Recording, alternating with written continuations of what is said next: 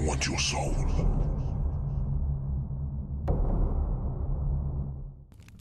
I've been sitting in my childhood bedroom for the last 4 hours, watching my sister on the video monitor. She's in the next room working on her paper dolls. I'm here in my old bedroom cleaning my gun for the 3rd time tonight. She'll go to sleep soon, and then I'll go into her room, put my gun to her head, and hope I'm strong enough to blow her brains out. That's the plan, at least. It's been the plan every night for the last 2 months, actually. I don't know if I'm strong enough to go through with it. I guess if I'm being honest, I'm not that certain it'll work. I'm not even sure she can die. I really need somebody to talk to.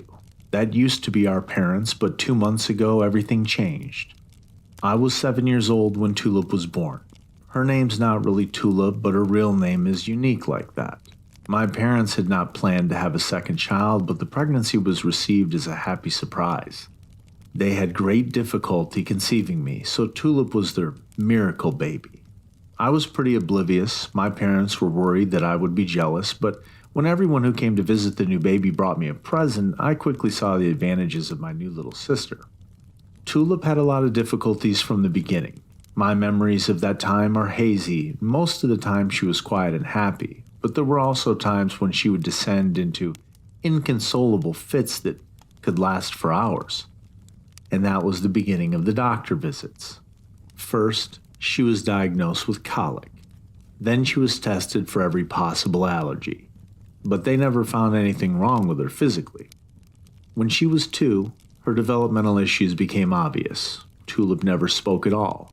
She smiled and she had sort of a silent laugh, mouth open and shoulders bouncing. She played with toys like a normal kid, like chicken nuggets with ketchup, but every so often Tulip would explode. These explosions were impossible to predict, though my parents tried. They kept detailed journals that recorded her diet, sleep schedule, and activities, trying to figure out what triggered the outbursts, but they never coincided with any food or activity. When she was a baby, the outbursts were fits of endless crying, angry and frustrated. It was the only time Tulip made any sound. These episodes would last a couple hours at the least. She would be unconsolable until the outburst subsided on its own. She'd sleep for hours afterwards and nothing could wake her up. It was like the fits drained all of her energy completely. I was generally oblivious in the way that any kid would be. Tulip was my parents' problem and her outbursts were normal as far as I could tell. I had no other experience to compare it to, after all. That blissful ignorance would end on my 11th birthday. I was shy, but I had a small group of friends. I wasn't lonely or bullied, I was just sort of a normal kid. And that year, my parents let me invite my 3 best friends to my house for a sleepover. They ordered pizza and sodas for us and gave me my very first gaming system, a Super Nintendo. Once my dad hooked everything up, we retired to my room to play video games and gorge ourselves on Doritos and root beer. It was fucking awesome. Tulip wandered in and sat on my bed, something she did frequently. She still wasn't talking, but for all intents and purposes, she was still my little sister. She was just Tulip. And for the night, it was the usual rowdy kids jacked up on sugar and snacks. Marcus, Jerome, and I were sitting on the floor while Sean sat on the edge of my bed next to Tulip, who was also playing, but with a disconnected controller, right where I'm sitting now, ironically. We were taking turns playing Mario Kart, where the loser relinquishes their controller to the next guy in line, and Sean was naturally good at video games. He had won the last 9 games in a row. We had an unwritten rule in Mario Kart we made at Sean's house one night. After 10 wins, Sean had to sit out for 5 races to give the other guys a chance to win. Getting to 10 straight wins became a point of pride for Sean, so on his 9th game, he was in deep concentration, and as was I. And on the rare occasion I did win, I took great pride in beating his ass. Neither of us noticed Tulip had stopped playing with her controller until Marcus spoke up. "Hey Brian, is Tulip okay?" he asked. I took my eyes off the game, leaving Sean to zoom past my car and across the finish line. I didn't even notice. The tableau on the bed had consumed my attention. Sean was smiling broadly and setting up for race number 10, and Tulip was staring at him blankly. Her eyes were very weird. At the time, the only thing I could compare it to was my aunt's cat, Edgar. When Edgar was about to pounce, his pupils would change from slits to large black circles. Circles so big the colored irises disappeared. That is what Tulip's eyes looked like in that moment. Even at 11 years old, I knew something was very wrong, and so I called out, "Mom." As soon as I spoke, Tulip leapt forward, sinking her teeth deep into Sean's forearm. He let out a shriek that startled everyone except her. She was throwing her head back and forth, until something gave and she tumbled backward, leaving a gaping divot in Sean's forearm. Blood began pouring out of the hole as he screamed and screamed. My parents burst through the door and their eyes got wide with fear. I'll never forget it. They were frozen. I was shocked too. Then the moment in time broke and we were going at full speed again. A chaotic flurry of activity. My mother was pulling each of us out of the room while my father cornered Tulip and hauled her into her own bedroom. My last glimpse of her before my mother slammed the door shut was my father closing in on my sister in the corner of my bed and, dear God, she was chewing, eating Sean's flesh, and smiling. She was like a dog, trying to wolf down a stolen snack before it could be taken away and out of her mouth. Tulip was chewing as fast as she could. Blood stained her teeth and pink saliva dripped down her chin. She was shaking her head no as my father screamed, "Spit it out, Tulip, give it to me." But she just grinned at him, black pupils bright and shining. He muscled her into her room and shut the door, and she began to scream. That time it was particularly horrifying because she hadn't made a sound since she was a baby. From that point on, during these outbursts was the only time Tulip ever made a sound.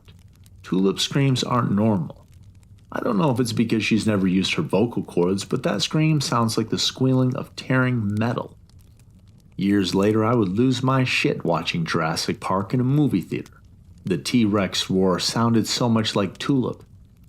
I instantly leapt into crisis mode without even being aware of it. After everyone left my house that day, things went from bad to worse.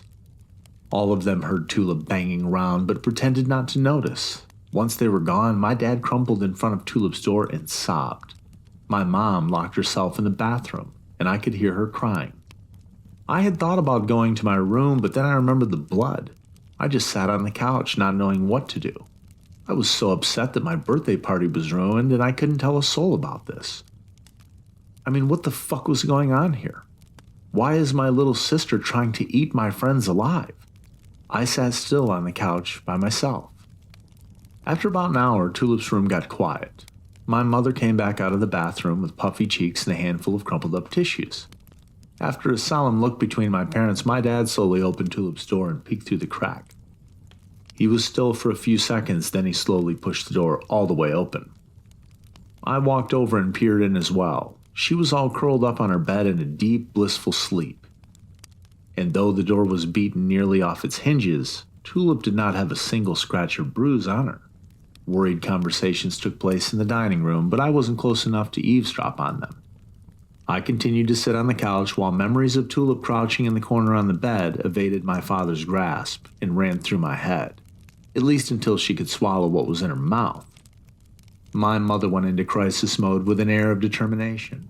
She was in my room with a garbage bag, stuffing in my sheets and my Teenage Mutant Ninja Turtle sleeping bag. Even though I knew she had bigger problems, I was pretty mad about that, but I didn't say anything.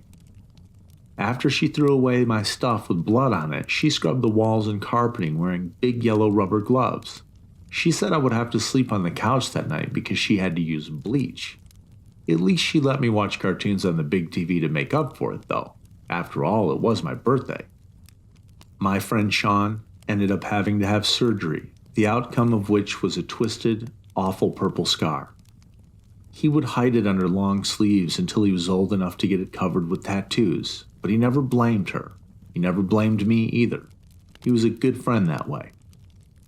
And nobody filed a lawsuit, but that was the last time I ever had friends over. Later, when Tulip woke up, she didn't act differently at all. She went about her daily routine like she always does. She got up, cartoons and breakfast, played with her toys, books, bath time, the same as every day. That's how we learned that whatever was going on with Tulip, She wasn't aware of it. We were relieved that she didn't remember the incident. It was a blessing. How were we to know her blissful ignorance would destroy our family later on? Because this was the beginning. I'm getting a little tired now. Tulip got a glass of water and laid down in her bed to sleep. I don't think I can do it tonight, but I'm going to try to do it tomorrow. I'll wait until she goes to sleep, bolt the door, and activate the motion sensors and try to get some sleep myself. I should also tell you why I'm here. I need somebody to know the real truth. They will say I'm a monster and I'm a murderer, but I'm fulfilling a promise I made to my mom just before she died. After the incident at my birthday party, things began to change. The changes started small. The morning after it happened, my mother removed Tulip from school and made appointments with a behaviorist, a specialist, and her regular doctor to address the aggressive outbursts. My dad dug out the old video monitor they had used when she was a baby and returned it to its former place on her dresser. He also went through her room and removed anything that might potentially harm her or somebody else. My parents didn't realize I noticed any of this, but I was a quiet, observant child. Most of what I learned back then was through eavesdropping on phone calls or sitting in the hall outside my parents' bedroom at night, listening to their conversations. The doctors found nothing wrong with Tulip. At home, she seemed content and normal as ever. Well, Tulip normal. The behaviorist suggested that it might have been a buildup of frustration from not talking or even from feeling different than the other kids. The theory didn't seem likely, but my parents clung to it. They worked on teaching Tulip sign language, which she seemed to enjoy but wasn't interested in mastering. After that, things stayed quiet for a little while. My parents were diligent in the beginning, never leaving Tulip alone with me. Weeks passed, then months. And my parents began to relax, believing that maybe the attack had been a one-time incident. Because of the specialist theory and all. The peace would last for 9 months and 3 days. I know for sure it was that long because that is exactly how many days there are between my birthday and Christmas Eve. And young me always kept track of this sort of stuff. Christmas Eve was always busy with cookie making and Christmas music. My mother loved the holidays, and my mom and dad always made eggnog and wassail, which I did not come to appreciate until I was much older. In the evenings, we'd watch the Grinch cartoons, then hang our stockings from the fireplace mantel. After we went to bed, my parents would stay up watching It's a Wonderful Life and A Christmas Story. Like any kid on Christmas Eve, it took me forever to fall asleep. I was always certain I heard Santa on the roof at least once. And I knew better than to try and peek. My parents always gave me a very stern warning of what Santa would do if I did peek, and I wasn't going to risk losing any presents. Eventually, sleep would find me. The last time I remembered seeing on my bedside clock that year, it was 3:30 a.m. An hour later, I was jolted awake by a terrifying, high-pitched squealing. My room was almost completely dark, but by the glow of my nightlight I could see Tulip standing next to my bed, staring at me, holding something in front of her. That was where the screaming was coming from. My father then came crashing into my room and flipped on the bedroom lights, revealing Tulip, who was a few feet from my bed standing very still, staring at me with the same big eyes I saw right before she bit Sean. In her hands, she was holding a white rabbit with a big red bow around its neck. And to my horror, I saw that the bow wasn't the only thing around the rabbit's neck. Tulip was holding the rabbit around the neck with both of her hands. The rabbit was squealing an inhuman shriek I didn't even know rabbits could make.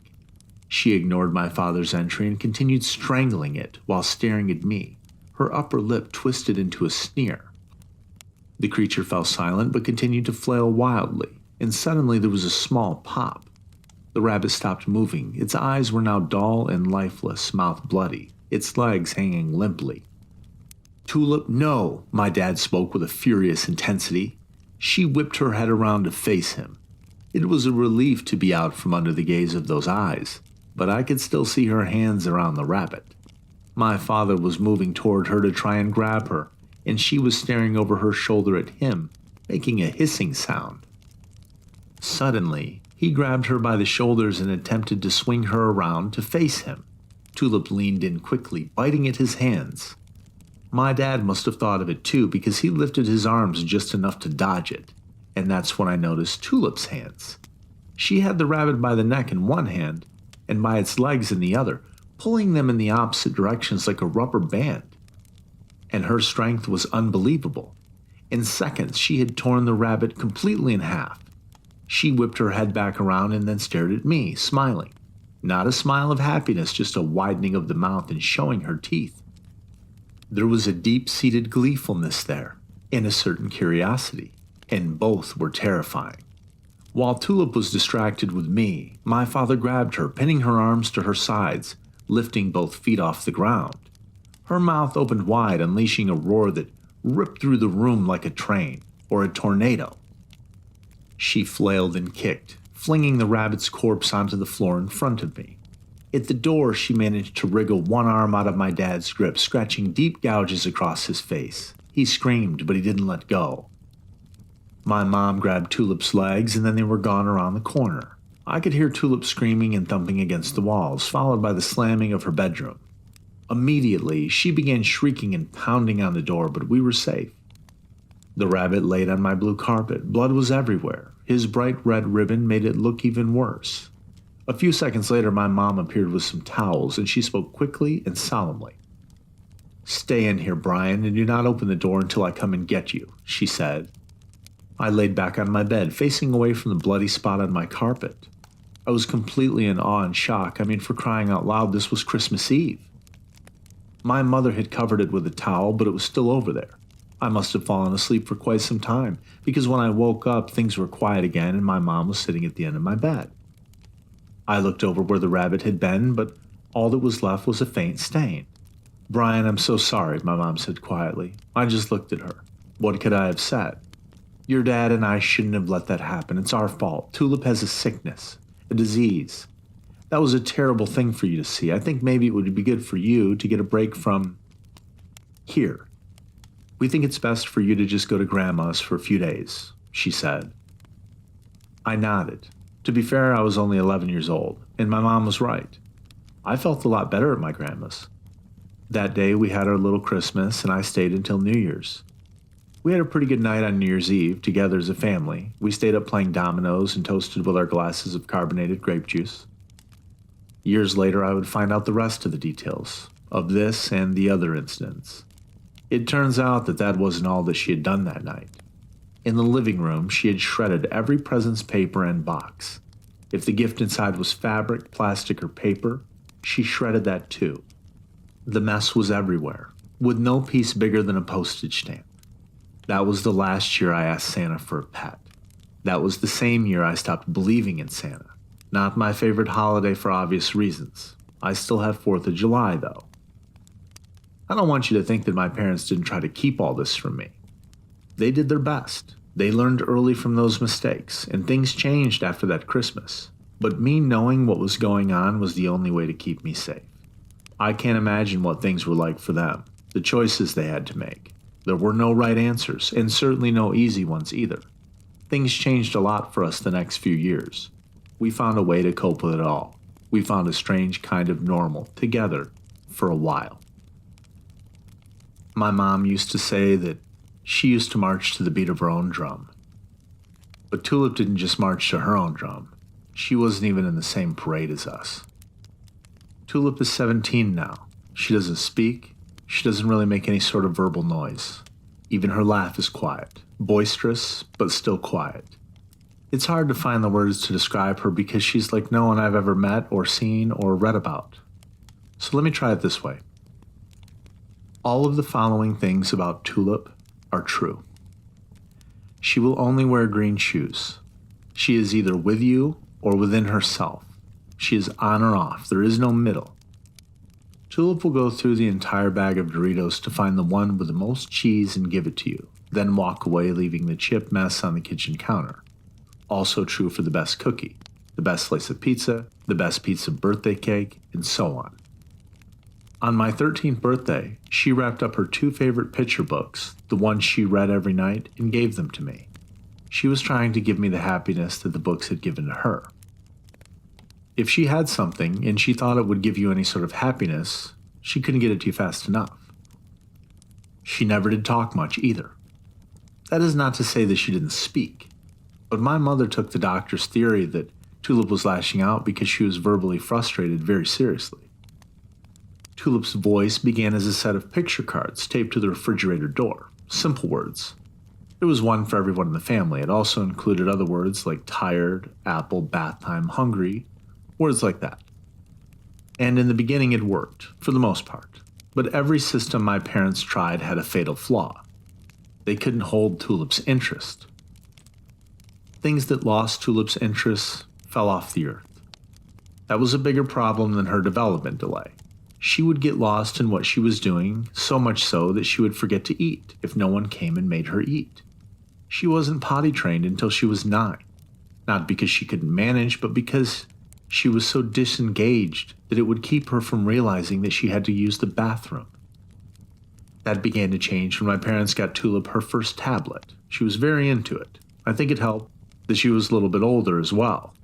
I know my parents hoped it would help her to begin to learn letters and spelling, but it never interested her either over the long term. Tulip's talking app had stock pictures and Lettuce had custom pictures as well. Tulip could either press the picture button and have the digital voice say the word, or she could put the pictures in a line to form a sentence and then hit speak. We tried really hard to get her to use the latter, but she seemed to love making the tablet talk, on the fly, and that's what we used to call it. As she got older, my parents tried expanding her tablet's vocabulary, but it quickly became clear she wasn't interested in that either, so in her own manner, Tulip had a voice. But before I get into that, back to what happened after that Christmas. My father created the first iteration of Tulip's room. Some of it I noticed then, some of it I didn't find out until later. Usually when I was helping my dad make home improvements. Imagine those conversations. Dad, is this steel sheeting under the drywall? Dad, are those motion sensors? Dad, where did Tulip's window go? What I did not know at the time was what prompted most of these home improvements. My dad had reinforced the wall that attached to the house and added a much stronger door and door frame. Apparently, she'd knocked the door off its hinges that Christmas, and it wouldn't be the last time. My dad also added some sophisticated surveillance system equipment over the years, including the system I use to monitor Tulip's room currently. Her room is locked and bolted at night. I can unlock it manually or remotely. The motion sensors are there to give us a heads up. A few extra minutes can make all the difference in the world when you're dealing with Tulip. I was there for the incident that prompted the removal of Tulip's window as well, actually. I had just turned 14, and finally life with Tulip had leveled out. She still had the episodes, but we'd gotten fairly adept at monitoring her. And then we had the rules. In the beginning, the rules were just general guidelines, but the more we learned, the more they turned into a mantra, a protocol, I guess. But I'm getting ahead of myself. When I was just 14, late spring I think, I woke up to my dad flinging my bedroom door open, flipping on the light, and desperately scanning the room. "What's wrong?" I asked. "Tulip, I can't find her. She's not in her room." My dad turned and flew back out of my room. I jumped out of the bed, trying to pull my hoodie over my head and put my shoes on at the same time. My dad was quickly moving throughout the entire house, flipping on lights and calling her name. Then, I looked into Tulip's room and my heart sank. At the bottom of the window, I could see the edge of Tulip's curtains tucked between the window and the sill, like it had gotten caught there by a closing window. As I ran over, something loud and unnatural spoke, a woman's voice, a digital voice. "Brian, Brian." "I see you, Brian," the voice said. I turned to see Tulip's iPad laying on her empty bed. It was open to her speaking app. I felt my skin crawl up the back of my scalp as I shuddered. No one but me was in the room. I turned around and looked out the window. Looking down, there was definitely a tulip-shaped shadow in the neighbor's backyard by the swing set. It was staring in my direction. Then, as I watched, it started running. "Dad," I yelled, "she's outside in the backyard." I then heard him tear off in that direction. Tulip was at the tall wooden fence that bordered all 3 sides of our large backyard. We lived in a pretty typical suburbia. Our yard was backed up against some farmhouses and fields, and it was starting to get dark. I watched in horror as the shadow that could be Tulip came to the fence and was at the top in an instant. She crept low and fast, leaping from one side of the corner to the next, crawling more like an insect than a person. I watched in horror as she spotted one of the neighbors out in the middle of the field behind our yard. Tulip left off the fence and I watched helplessly as she skittered toward him, then stopped. Suddenly, she crouched low. I could barely see her in the darkness when flames appeared, throwing light on the farmer and on Tulip, who was at the edge of the fire the farmer had lit. She was slowly standing up, staring into the growing bonfire. She was still standing there staring when my father made it through the gate into the farmer's field, my mother and I on his heels. "Your daughter's a quiet one," he said, giving me a wink. "Yeah, she doesn't talk much," my father said, putting one arm tentatively on her shoulder. She didn't move. "She sleepwalks," my mother said quietly. "The fire must have caught her eye tonight." Tulip stared at the fire. I tried to be discreet and failed. I needed to see her eyes. They were big black pupils that engulfed her irises. They were not completely black. I think I might have preferred that, though. My mom and dad looked at each other. My dad pulled a bit harder on Tulip's arm. My mom and dad looked at each other, and my dad pulled a bit harder on Tulip's arm. "Come on, sweetie," my mom said brightly. Tulip's head flipped around and pierced my eyes with a savage look that made me want to throw up. My father started fumbling in his pockets and produced a white Bic lighter. As he brought it up, a pack of cigarettes fell out onto the ground. "I thought you quit," my mom hissed sharply, which I thought was hilarious. My dad shrugged and gave her a pleading look. He flicked the lighter. Tulip cocked her head and considered it. The tension in her arms relaxed, and they were able to lead her into the house finally. God knows what that farmer must have thought. All that mattered was that they were able to get her back inside. My mom started a fire in the fireplace while my dad nailed Tulip's window shut, and she was staring at the fire while we were staring at her. Once the window was secure, they led Tulip into her room and closed and bolted the door. My father put his lighter back in his pocket, and my mother stood in the living room and watched the door nervously. We waited, holding our breath, and then slowly let it out. We had done it. We had diffused the black-eyed Tulip. There was suddenly a horrific crack, and we turned and found Tulip's door had been smashed half out of the frame. "Brian," my father shouted, and I ran over to help him hold the door closed. "I should call 911, my mother shouted in a pleading voice. "No," my father hissed viciously. "You know what they'll do to her," he said, his voice softening, seeing the despair on her face. I could hear banging, booming. The door shook. My mom went to the video baby monitor. "What's she doing?" I asked. "She's running at it, over and over. My God, she's going to kill herself." My mother began to sob and ran halfway across the room towards the door until it stopped. She sank to her knees, defeated. And that's how the next few hours went. Not talking to each other, sitting in silence in between the violent collisions with Tulip and her door. It was at least 2 hours before Tulip quieted and the video confirmed she had finally gave up and went to sleep. Fire never worked as well as it did that night, but whatever was inside Tulip was distracted by firelight for some reason. It stopped being mesmerizing to her, but it was still enough to distract it long enough to gain the advantage. And that's how Tulip's window got replaced. And that's when we started the rules, which I'll get into now.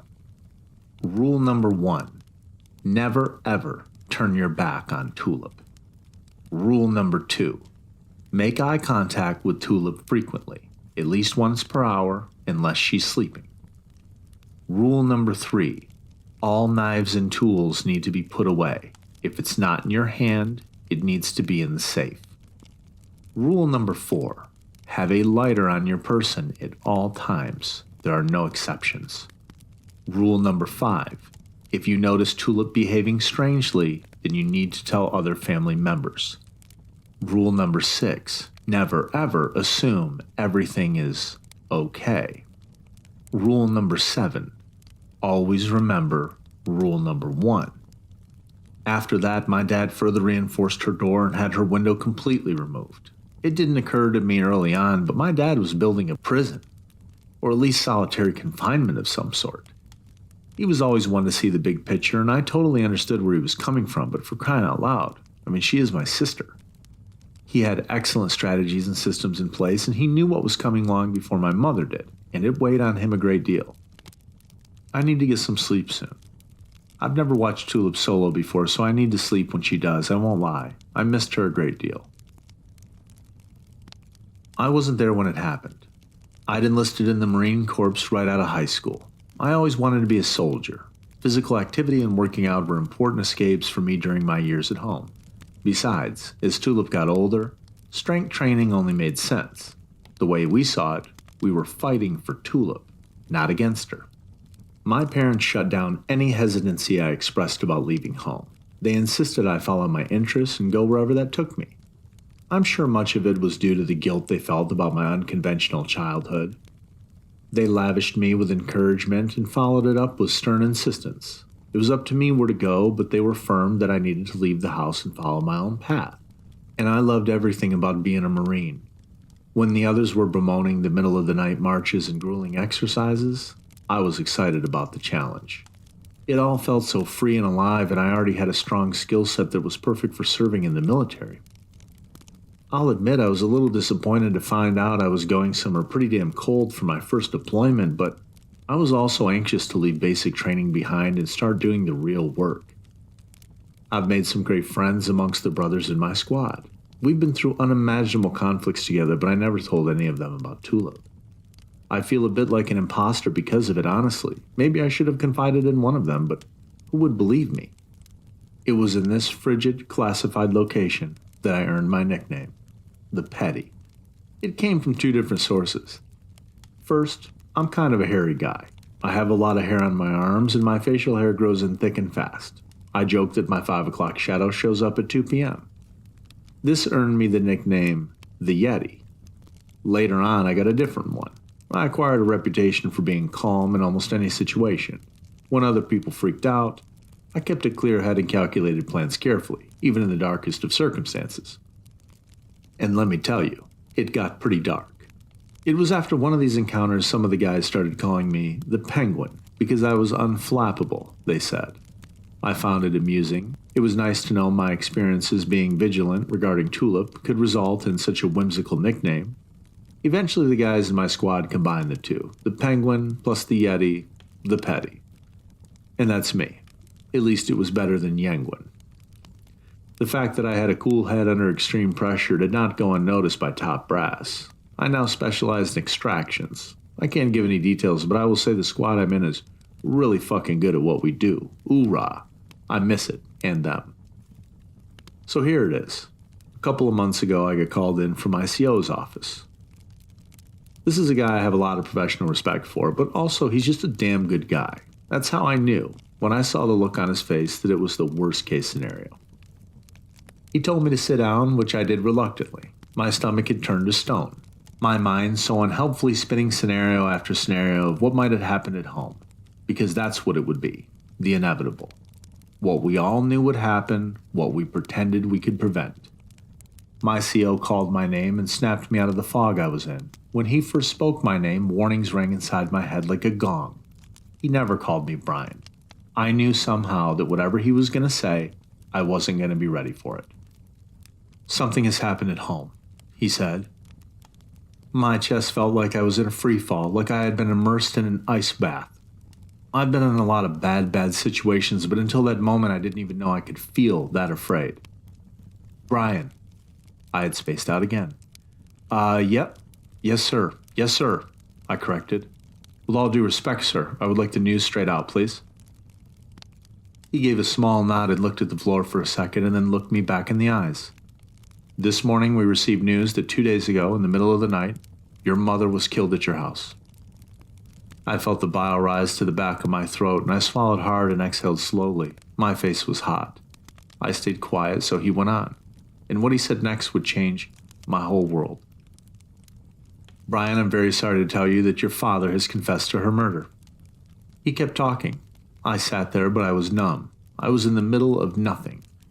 It had happened. The worst case scenario. I'd imagined this event 1,000 different ways, but never once did I think that this was a real possibility. Everything suddenly snapped into focus and I was in crisis mode. My kind of crisis mode. Action.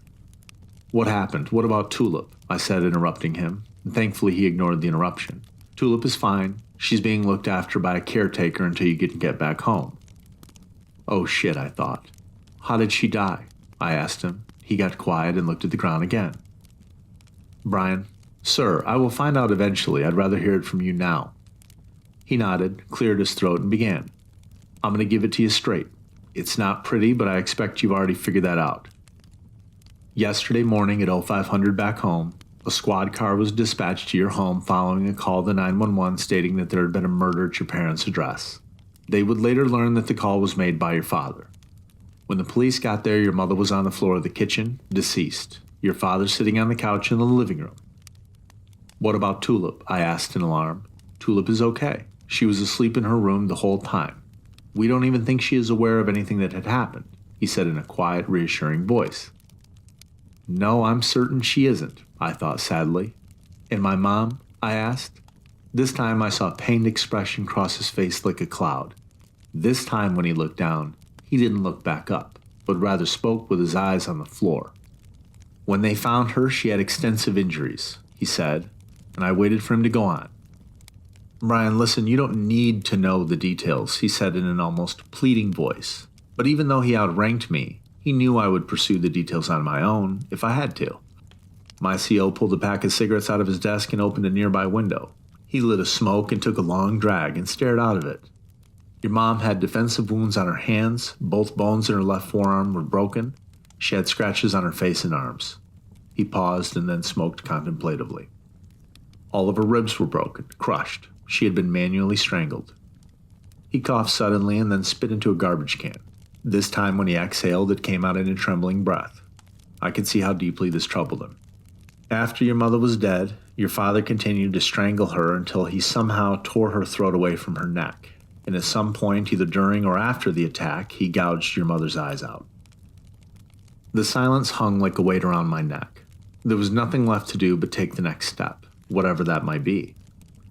I need to go home, I said quietly. As soon as the formalities were sorted out, I was on my way back home. The house was being cleaned. I collected a very anxious Tulip and we went home. 2 months later, I'm here, and a lot has happened in that time. Right now, I don't know what's going to happen next. The military will want me back eventually. To be fair, they have been incredibly accommodating. I suppose these aren't ordinary circumstances. Tulip and I are going to watch the Grinch cartoon again tonight. She's been pretty withdrawn since we got back. Her world has been blown up too. She asks for our parents all the time, Mom and Dad, but there's nothing I can do. I'm getting worried that I've been putting things off for too long. Tomorrow I am supposed to get a call from my dad. Then I'll decide what I should do next. It kills me to know what the world thinks of him, but he made a clear choice and I have to respect that. I'm responsible for Tulip now. That's my choice, whatever that may mean. I have to admit, I was not prepared for what my father told me, and I think you'll understand why here soon enough. As I'm sure you understand, my father couldn't be too direct over phone calls because the jail phone calls are monitored. There is also the added complication that as far as the rest of the world is concerned, I was calling the person who murdered my mom. So, yesterday afternoon, my phone rang. This is a call from a correctional institution, said a board-recorded voice. Then I heard the line click. There was nothing but silence. Dad? Brian. I could hear him let out a long, shaky sigh. It's so good to hear your voice, son. You too, I replied. How is Tulip? He asked in a voice of barely concealed worry. It had clearly been weighing on him. She's good, I replied, quiet.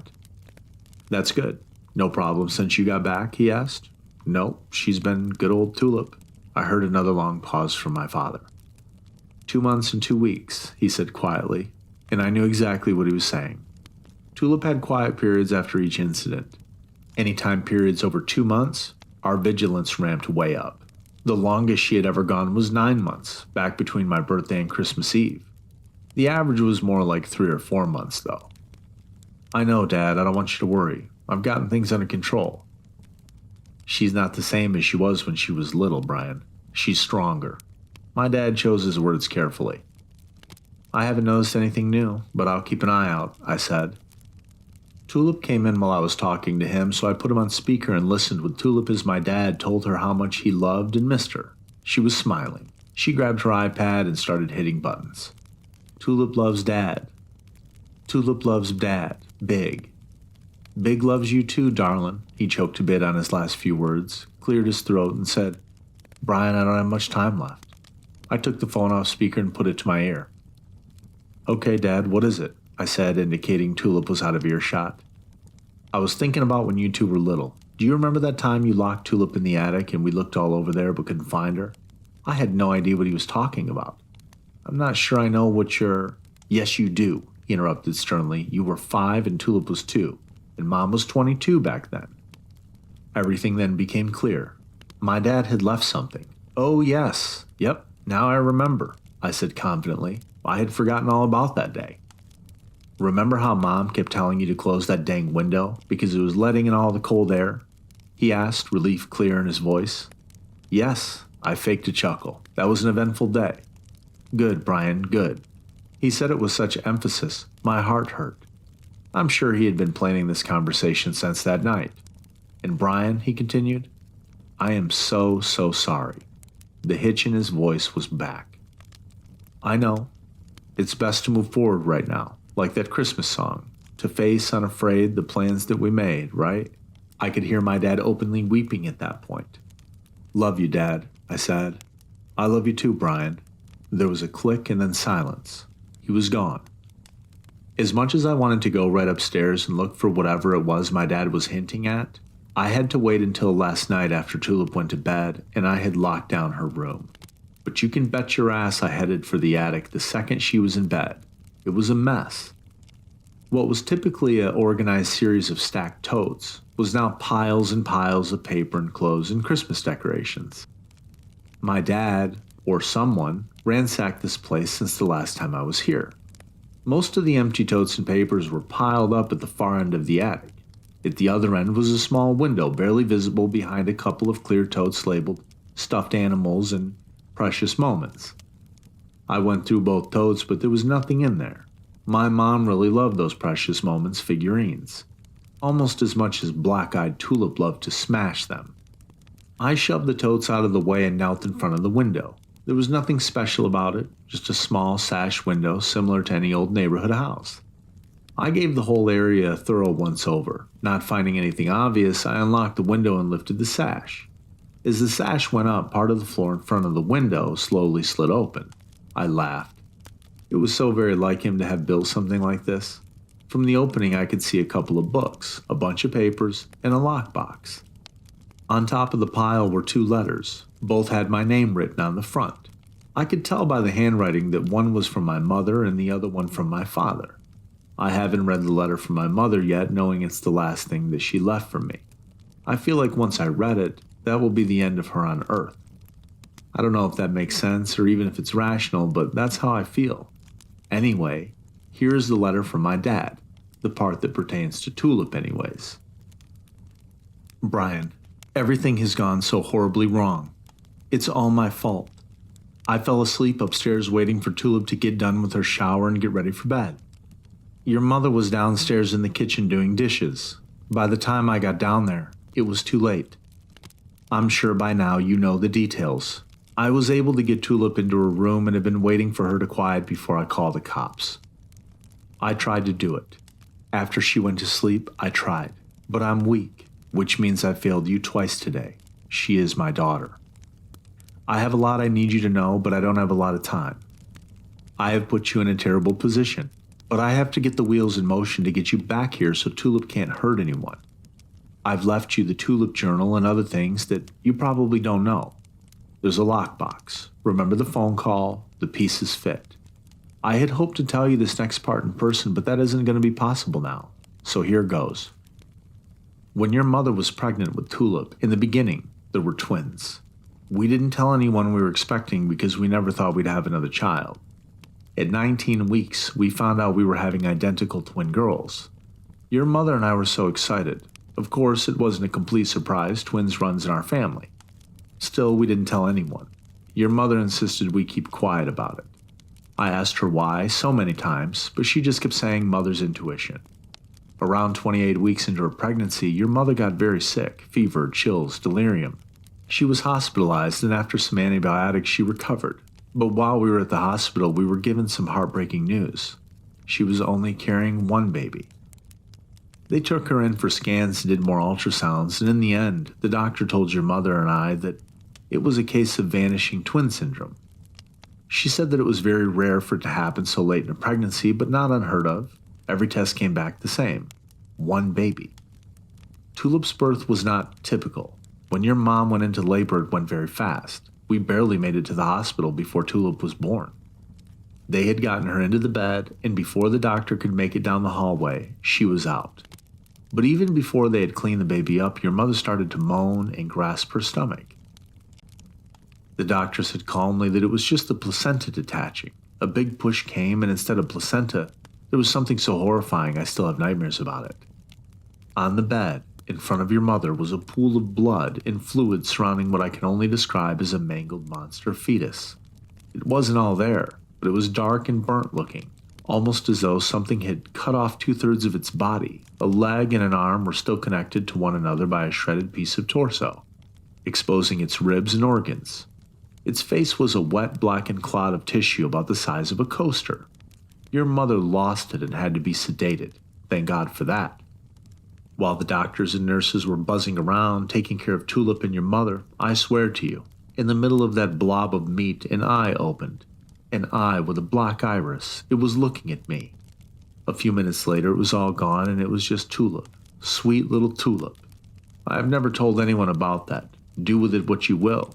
Read through what I've left you. I am so proud of the man you become.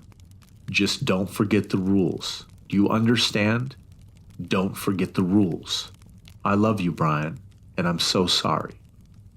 I need to get some coffee in me and digest this. It's a while until bedtime, and I'm starting to get a headache. I'm very stressed out. I'm going to call it a day for now. I've spent the past couple of nights staying up too late, trying to digest everything. The things I've learned over the last couple of days has been stranger than I ever expected. But then again, what was I expecting? I took all the items from under the hidden cubbyhole under the window, down to my bedroom where I could look over what all was there as well as monitor Tulip while she slept. I laid them out on the bed in front of me. Letter from Dad, letter from Mom, photo album, a handful of loose documents, a small book, the lockbox. I took the 2 letters and put them to the side. The photo album was mildly disappointing. It was mostly photos I had seen before, square black and white photos, barely holding onto the page, with brittle, yellow Scotch tape. Pictures of cars, people in front of houses, Christmas photos. I didn't recognize any of the people, but I assume they are related to us somehow. The backs of the photos had the occasional first name or date, like Grace and Virgil 1961 or Lily's first day of school. Those kinds of things. And while I was going through the photos, I got an alert, a notification that Tulip was moving. She is monitored visually and with motion sensors. With Tulip being a very deep sleeper, this usually works quite well. I know I looked up from the photos the instant the sound alerted, but somehow she was already standing in the middle of the room with me. I turned up the volume on the monitor, but there was no sound. And she wasn't just standing there. She was in the middle of the room, clearly looking into the camera. The picture wasn't clear enough for me to see her eyes in detail, but I had no doubt they were black and shining. She cocked her head to one side as if she was contemplating something. Never breaking eye contact, her mouth opened in a grotesque parody of a smile. Her mouth was open just a bit too wide, and her teeth seemed larger than they should be. She slowly closed her mouth and cocked her head to the side. The iPad on her nightstand lit up, bathing her head in light.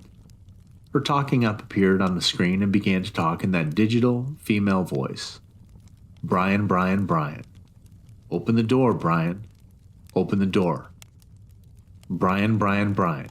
I see you. Come see me, Brian. Open the door. Tulip loves Brian big. Come see Tulip. Open the door. Brian, Brian, Brian. On and on it went until I reached up and muted the audio. As soon as I did that, the iPad went dark. Tulip just stood there staring, never moving.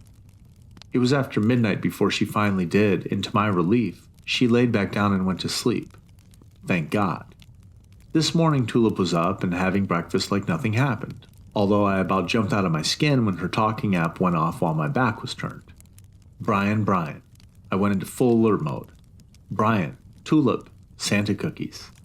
I exhaled shakily. That was Tulip calling me on the promise I made her to make Christmas cookies. Reminds me of Mom, though. So we made cookies, and then Tulip wandered into her room to watch My Little Pony. And I came in here to put it all down before she got bored. I haven't slept in almost 2 days now. The stuff that I've been reading has been so crazy, but no matter what, I have to sleep tonight. The loose pieces of documents that are in the room sorted out are paper of a sort of family tree.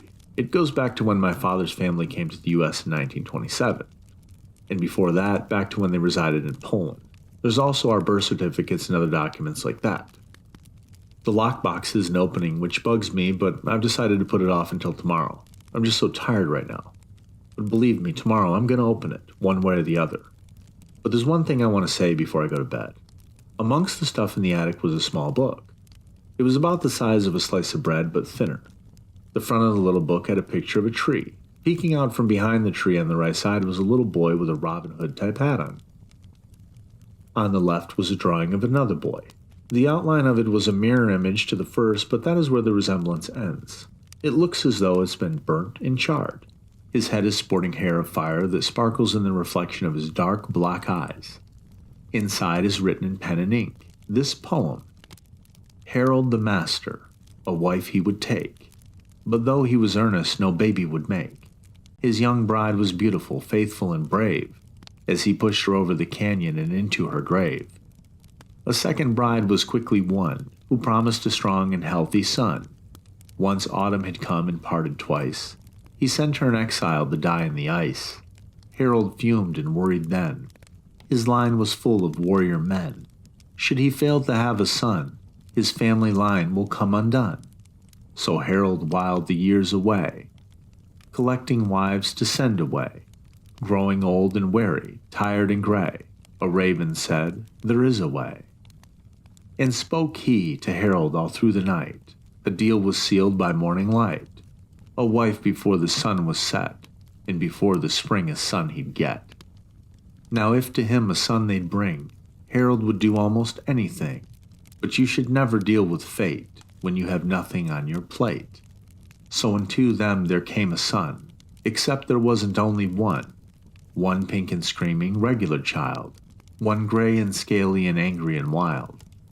Their mother screeched and twisted and cried. Her blood ran out and then she died. The man could not contain his pride, and sang to his child while he cried. Into the woods he carried the beast, wrapped in leather and wool and fleece, to the clearing with pillars of fire due east, then back to his castle to call for the priest. Everything had gone according to plan, but the bird returned when his son was a man. Harold had not only wagered his wife, he had spoiled his lineage to anguish and strife. Every Harold will have him a son. Every Harold will have one extra one. The mother succumbs before it's all done, and our little dark prince, to home he does run.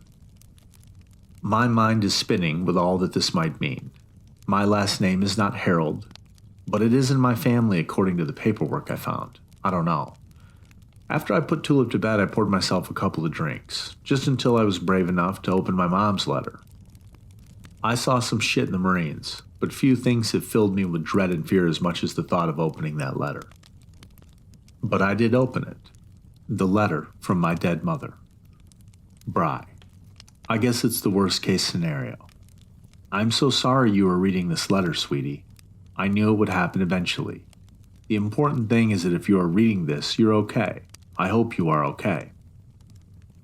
I don't know what situation you have found yourself in, but there are things you need to know, things you deserve to know. Just remember what I am about to write doesn't change anything. Not really. When your father and I were discussing marriage, he took me to a nearby park and we had a long talk. He told me a story about the dark secrets his family had hidden for generations. I didn't believe him at first, but the more he talked, the more I started to take it seriously. There is a small book that explains the history and how all of the men in his line have suffered the same fate. There was a poem in the book back of this letter. I was very skeptical in the beginning, but he had so much documentation. Old family trees that charted out twins who were born and the mothers who died giving birth to them. For generations, his family lived with a horrible secret. He told me that he couldn't marry me knowing what would happen. We both wanted children so much. Your father and I decided the only way for us to safely do that was for you to come from a different bloodline, which is a fancy way to explain we used a donor. We never had fertility problems. That was just how we explained that we were doing in vitro fertilization. Biologically, you're my son. but you're not your father's.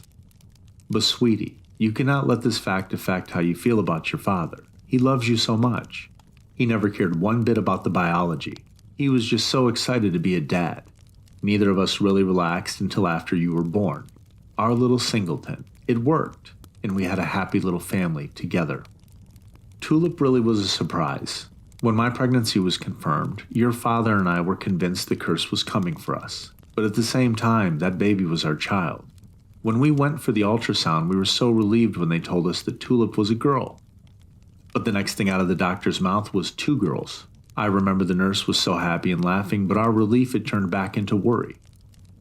A couple of months later, we learned that one of the babies had absorbed the other. They called it vanishing twin syndrome.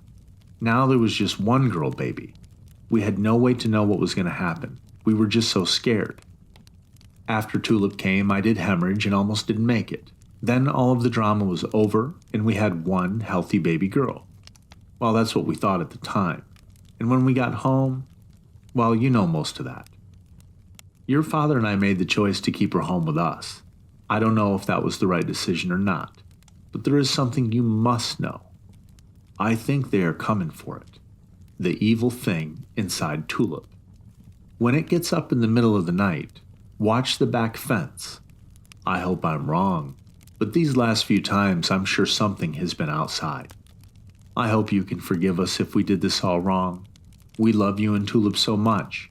Don't forget your promise to me, Brian. Your father is not strong enough. If Tulip is institutionalized, she will die a slow and traumatic death at the hands of people who can do nothing but fear her. She deserves better. You two are the innocent ones. Your father and I made our choices. It's too late to undo them now. I love you so much, Bri. Mom. Later, after I finally wound down enough to fall asleep, Tulip scared the bejesus out of me. I opened my eyes and checked the monitor out of habit. The screen was black. That didn't make any sense because the cameras work fine in the dark. Lighter patches appeared at the edges of the screen, and I realized that the screen wasn't dark. There was something in front of the camera lens, and it was Tulip. Her face had to be inches from the camera, but that would have involved moving furniture around to climb up that high. If she'd done that, the motion sensor would have gone off, and it hadn't. As if my thinking about it was the trigger, the alarm's grating tone sounded. In the second it took for me to turn around and hit the OK button, Tulip was back in bed, sound asleep. But I can't shake the feeling that she was watching me through the monitor somehow, even though I know how stupid that sounds. Reading through the Tulip journal, I learned that these night waking episodes had been going on sporadically for about a year. I can see why they never bothered to tell me. Of all the black-eyed Tulip episodes, at least this one wasn't as dangerous. This is not to say that my parents didn't hide anything from me. A few of the entries of attacks were horrific and destructive. Some of them happened while I still lived at home. How did I not notice? A few of the entries of attacks were horrific and destructive, and I'm going to read those now. From the Tulip Journal. Entry dated August 17th, 2013. For context, this would have been a few weeks after I left for basic training. This entry is in my mother's handwriting. Tulip would have been about 12 years old. Alan is my dad. When I got home last night, I knew right away that something was wrong. As I climbed the stairs, I could see through the window that the door to the back deck was open. I came in through the front door as quietly as possible. Alan was on the floor on his back. He was covered in blood like he'd been painted with it. I barely stifled a scream that would have given me away. I crouched down behind the recliner and took a few seconds to make a plan. Tulip's door was standing open, but I couldn't see in from where I was hiding. I could see that Alan was breathing despite the blood that was pooled around him. I crept along the wall until I was outside her room. If she was in there, my only chance would be to get the door shut before she could get to me. And if she wasn't in there, well, then I would have announced my presence with a loud bang, and also shut the door when I really needed it to be open. I didn't really have a chance, though. I reached into her room and grabbed the doorknob, trying to balance closing it quickly with closing it quietly. It still made too much noise in the quiet house. The next step was the fireplace. If she wasn't in her bedroom, I wouldn't have much time before she realized I was back. I frantically stoked the fire, feeding it as much as I could without squelching it. When I turned around, She was standing about 5 feet behind me, staring at the fire. Her eyes glinted a reflection of the flames. The yellow pajamas she wore was covered in smears of blood, down to the cuffs of her sleeves, which looked dark and saturated with it. I tried to back up slowly, but the slightest movement caused her to turn her head and focus on me. I don't know how to describe the look in her eyes, it just felt like malice. She seemed angry at me. The fire wouldn't distract her much longer, and she was between me and her bedroom door. The tiny flame of my lighter didn't even get a sideways look. I was out of options, my least favorite situation. Choose between something terrible or dead. I did the only thing that had a chance of working. From the fireplace I grabbed a piece of wood that was fully aflame. Though I was careful to grab it by the non-flaming end, I felt the skin across my palm start to blister as soon as I picked it up. I could smell my own burning skin. Talk about an adrenaline trigger. I got to my feet and started moving in a semicircle around Tulip while I waved the fire at her. She seemed particularly interested in the fact that the fire was moving. Once I got on the other side of her, I just kept walking backwards with her following about 4 feet away. My hand was shaking and part of me was trying to drop the piece of firewood. The other part of me was trying to hold on to it and not pass out. The fire was losing its brightness quickly. I fumbled with Tulip's door, looking down for half a second. When I looked back up, she was a foot away from me on the other side of the flames. The door swung open and I flung the flaming wood into the room. I know, white-hot pain tore through my thoughts like a sheet. At this point, I could have burned the house down, but I was dealing with bad choices versus dead. Then she was gone, into her room. I slammed the door shut and locked everything down immediately. The kitchen and deck area was the site of a bloodbath. The sliding glass door was open and on the ground it was clear something bloody had been dragged through it from outside. I ran past it into the kitchen to help Alan. He was still breathing, but I couldn't figure out where all the blood was coming from. I ran to the bedroom to call 911. When I turned on the lamp, I screamed out loud. On our bed was a grotesque display that had been made with various body parts from what appeared to be a dead deer. In the center of the bed was the head, with all of the skin stripped, leaving just the muscles and tendons like a horrifying anatomy specimen. Around the head, the 4 legs of the deer were placed like spokes in a wheel. Around the whole thing was a huge circle, made from the deer's intestines. I looked down at the phone in my hand. "Don't," Alan said quietly, standing in the doorway. He was holding his ribs with one hand, but otherwise seemed okay. And I put the phone back in the cradle. Then we just looked at one another.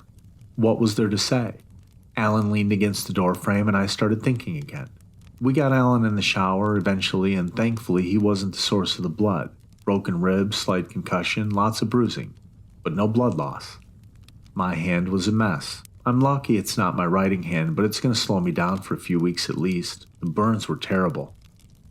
After he got cleaned up, Alan explained that he was making pancakes earlier and turned his back for a split second. He blames himself for being careless, but really it could have happened to anyone.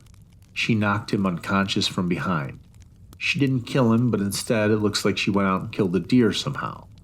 It sounds crazy. She must have dragged it in here and butchered it in the kitchen right next to where he was laying. Why didn't she kill Alan? She certainly could have. Not looking forward to the cleanup on this. We need to get tile floors. I can't tell you how hard it is to read these journal entries from my parents' struggle with her. And inside the Tulip journal, I found an entry that talks about a professor that my mom and dad contacted to talk about the family history. He teaches at a university about an hour and a half from here. I called and left a message on his voicemail. Hopefully he hasn't gone home or is out on PTO. I looked him up online but didn't find much. The journal doesn't spell out what he told them, but it does refer back to him in several entries from the spring of 2015. I need to ask him to tell me exactly what he told them and what they told him. I also found out that my dad will be calling today or tomorrow. I have a lot more questions to ask him now that I've seen what I've read. Tulip and I have been spending time around the house, and I'm not sure she fully understands that our parents aren't coming back. She's also been asking me to fix her hair. She says she likes to wear ponytails, so this morning I found out that I am not good at ponytails. I try to make one for her. She goes into the bathroom, looks in the mirror, and then pulls it out and throws the rubber band at me and laughs. She thinks it's pretty funny that I can't do it right. Her hair is only a little longer than her chin, so it's harder than it looks. I guess I should be glad that braiding hair is not a skill Marines need to know. With everything that is going on, I'm glad to see her having some happy days, and she really loves spending time with me. One big thing happened this morning. I opened the lockbox. The numbers that my dad gave me didn't work. I tried them in a bunch of configurations, but nothing opened. Well, it didn't open until I tried a hammer and screwdriver instead. Sorry, Dad. Inside the metal lockbox was a thin wooden box about 12 inches long and 3 inches tall. There wasn't anything on the outside of the box, but it looked old. Inside the box was a broken dagger and a piece of paper folded into a square. The paper also looked pretty old. It was starting to tear in the creases where it was folded. At the top it says, Sindo Dejiminos. Underneath that saying was more writing in whatever language that is. Maybe the professor will know what it means. If I don't hear from him soon, I'm going to call the secretary of his department and find out where he is. Maybe there is a way to do something. What does it do? Were my parents going to use this? Why did my dad give me fake numbers? There were 4 other documents in the hiding spot by the attic window as well. The first one was my father's birth certificate. The second was a matching birth certificate with the same date as my father but no name listed. The third one was a death certificate for a baby. It was dated the same day. The final one was a death certificate for Hazel. It was dated the same day as all the other documents. Here's the thing. My grandmother's name wasn't Hazel. It was Virginia. Hazel isn't listed in the family tree, though. This has to have been my dad's real mother. Does that mean my grandfather knew that Hazel would die when he married her? He had to have, right? Why did my parents tell me about any of this? Did they honestly think I'd never need to know?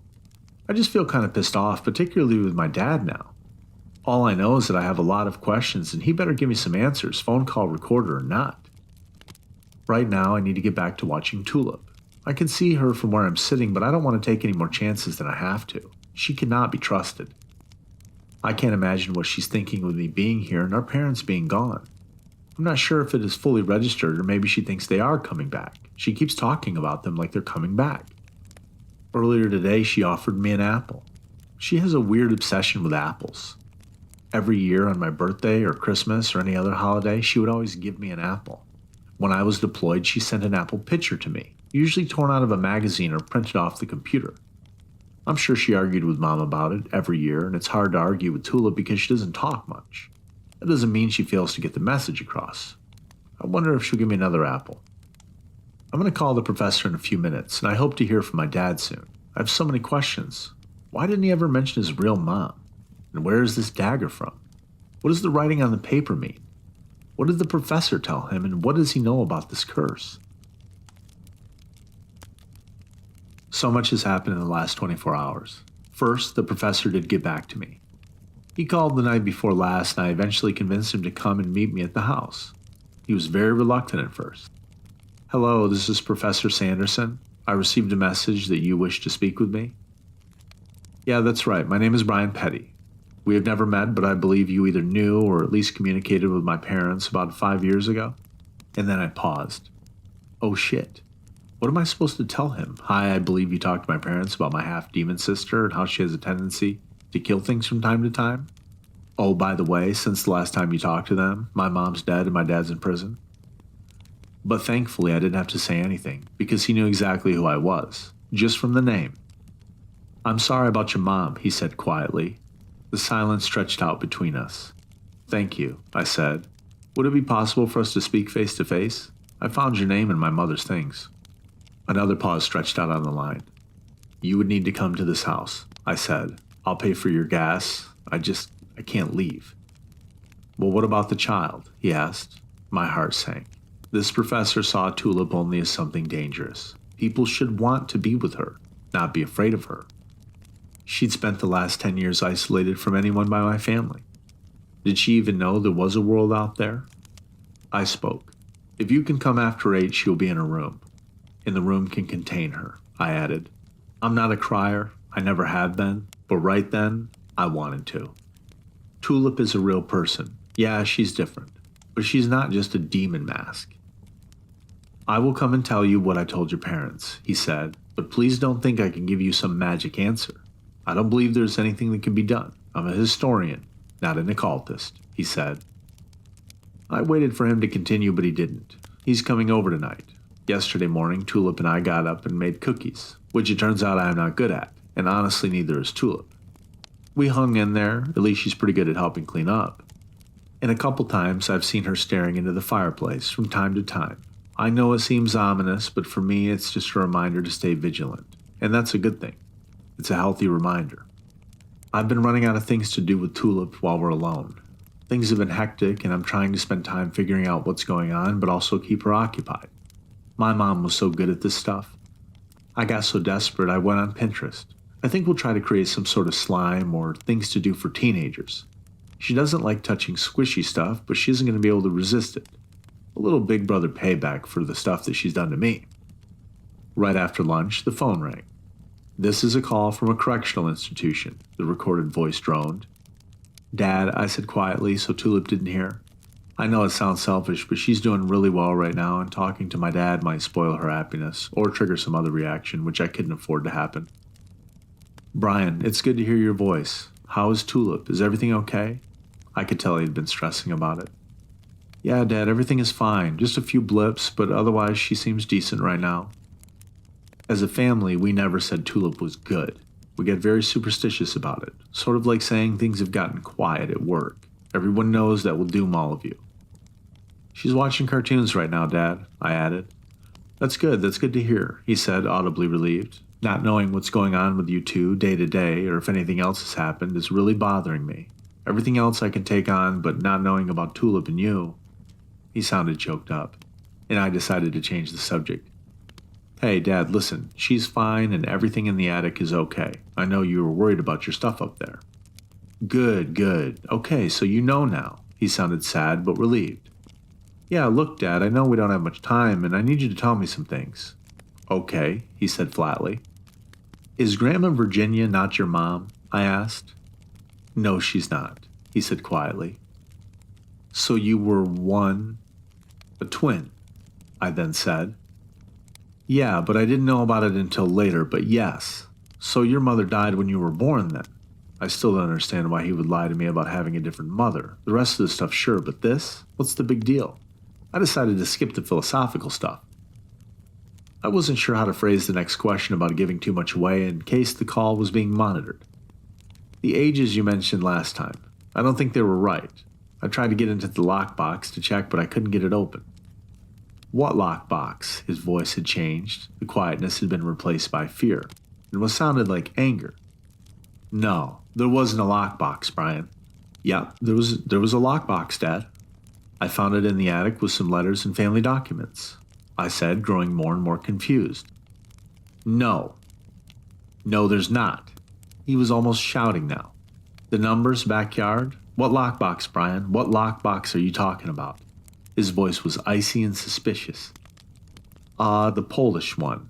There was one lockbox, and it was right there with everything else.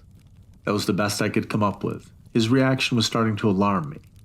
My father then exhaled loudly and said in a shaky voice, Of course she did. I had no idea what was going on, so I changed the subject again. Dad, do you remember meeting a professor a few years ago from the university? I asked. The line went totally silent. First I thought the line was dead. Dad, are you there? Yes, he said in a quiet voice, then more silence. I found his name in the Tulip Journal, so I called him up and... You what? He immediately interrupted me. Dad, calm down. It's not a big deal. I'm just trying to figure things out. You need to stay away from him, Brian. Do you understand me? That man is an unethical fraud and a liar. His voice was full of rage and poison. He was seething. Dad, it's not a big deal. We're just talking. We're just going to talk. He's coming over tonight after Tulip is in bed, and I'm being careful, I said, trying to talk calmly.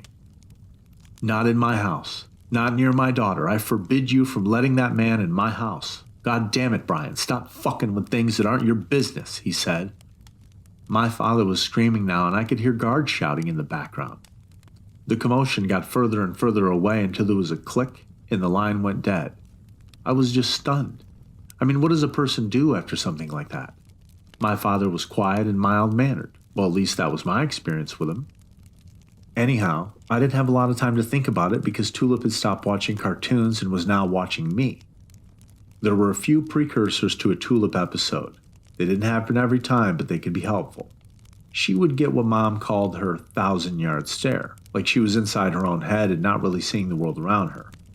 And so I put the phone down and looked at her. "Hey, Tulip," I said calmly. "Let's go have a lie down. I'll put your cartoons on your tablet." She cocked her head to one side, then picked up her iPad and wandered off to her room. I got her settled and then locked the door. I don't like doing it during the day, but I wasn't taking any chances. The professor will be here in a few hours, and I have more questions for him now than I did before Dad called. The professor standing on my front porch was nothing like my idea of what a professor looked like. The man in front of me looked more like a logger, a lumberjack, or a biker, or maybe all three. He wasn't terribly tall, and he had a robust red beard poking out of a motorcycle helmet. The man was in the process of taking it off, revealing long red hair that he wore in a low ponytail, and there were about a dozen small braids that hung down in various places. His eyes were an icy blue. Out in front of the house, a Harley was parked in the driveway. "You rode here on your motorcycle?" I asked. It was 40 degrees out. I know. I have a really hard time putting the bike away for the winter." He put out a hand for me to shake, so I did. "Kevin," he said, introducing himself. It was a solid no-nonsense handshake, so we had gotten off on the right foot. A handshake can tell you a lot about a person. "Brian," I replied. I invited him in and noticed him looking around, uncertainly. He was looking for Tulip. "She's in her room," I said, turning around the laptop on the coffee table. In the monitor, Tulip could be seen curled up under her blankets. "It's reinforced," I added. "How do you know when she wakes up?" he said. I could tell he thought about asking these questions was a little rude, but I didn't mind it at all. In fact, it was kind of awesome. This was the first person, well, besides everybody listening to this, that I could talk to about Tulip as she really is. "Her room is equipped with motion sensors," I said. I decided not to tell him that she seems to be able to get around them. He looked at me for a few seconds. I could tell he had more questions, but didn't want to ask them. "You want a beer or something, man?" I asked, changing the subject. "Yeah, I shouldn't, but sure," he said. I got a few beers and then stoked the fire in the fireplace. The silence was really awkward. I had a radio playing music in the background, and I turned it down, but not off. "Thank you for coming," I said hesitantly. "Well, you're welcome, but I don't know how much help I can give you," he said. "Anything you can tell me at all would help. My parents kept a lot from me, including the fact that there is some kind of family curse," I began. His eyes got wide. "Jesus," he said. "How did you find out?" "My dad had hid some stuff before he went to prison, papers and things." I brought out a lockbox with the stuff from the attic. Everything but the wooden box with the dagger. He looked through the birth and death certificates, then picked up the Tulip journal and thumbed through it, pausing at the entries with his name in them, and then he looked up. "There's nothing here about what I told them," he said without making eye contact. "No?" I asked. "How did you find out about the curse?" he said again, still not looking me in the eye. I fished around and handed him the little book with a poem in it. It looked tiny in his large hands. He looked at each page as if he was reading it for the first time. When he got to the end, he ran a thumb along the inside of the spine, then gave me a concerned look. "Where's the rest of it?" He must have read on my face that I had no idea what he was talking about. "Oh God, I was worried about that," he said. "The rest of the poem has seemed to have been torn out." He showed me where he had been rubbing his thumb, and there was a gap before the spine of the little book where it met the back cover. I don't know why I didn't notice it. "Well, that's how it was when I found it." I didn't want him to think I damaged it on purpose, I said. "Do you have any idea what it said?" I asked. He reached inside the jacket he was wearing and pulled out a folded piece of paper and handed it to me. Honestly, I was afraid to open it. The look on Kevin's face was grim. I knew what that look meant. I'd seen it on my brother's faces in the field. It only meant one thing. Things are bad, and they're about to get worse. I didn't unfold it right away. "Can I save her?" I asked. I hadn't planned on asking, but I just blurted it out. "That's a real complicated question, Brian," he said. "But you can't do anything until you have all the facts." and he looked at the paper in my hand. I nodded and slowly unfolded the paper. It was a printed version of the poem, pages stapled in the corner. The first page and a half I recognized. I'd read it often enough times now. I scanned through the poem until I found the last stanza. Every herald will have him a son. Every herald will have one extra one. The mother succumbs before it's all done, and our little dark prince to home he does run. And this is what followed. 7 generations of the heralds will live, and to them 7 sons Abizu will give, until the 8th child, the end of the deal, when Abizu's rare daughter the birth would reveal. She with her 7 dark brothers would reign, a new evil family to service the king. The barren Abizu no child could make, to carry her children a life she did take. When the girl's mother's blood runs free, the daughter is released for she is the key. The mother of legions, the new little queen, her new demon children will make the world keen. She and her brothers will poison the land, the water, the fields, the air, and the sand, poisoning every line they do take, joyful for every devil they make. Then Abizu will finally laugh, writing the words of the land's epitaph. For that's what you get when you bargain your son. Your life and your love and your mind comes undone. I looked up from the poem, my mind reeling. Is Tulip the demon daughter? I asked dreadfully. No, he said. Tulip is the force that has trapped her here. That's what I believe anyway. And your mother agreed with me. I don't understand, I said. I can't say anything for certain, but like I explained on the phone, I can tell you what I told your mother, he replied. If what I think is true, then time is running out. So, tell me then, I said, getting another beer from the fridge, offering one to Kevin. He hesitated for a second before he took one, taking a long pull on the bottle before he spoke. 5 or 6 years ago, your mom sat in on a couple of my Slavic folklore lectures. I noticed her in 2 or 3 classes before she decided to talk to me in person. At first, she asked general questions, but when we got back to my office, she handed me the book with the legend in it. It was complete at the time. She asked me if I'd ever seen the poem or heard of Abizu. I was already overwhelmed by what I was hearing.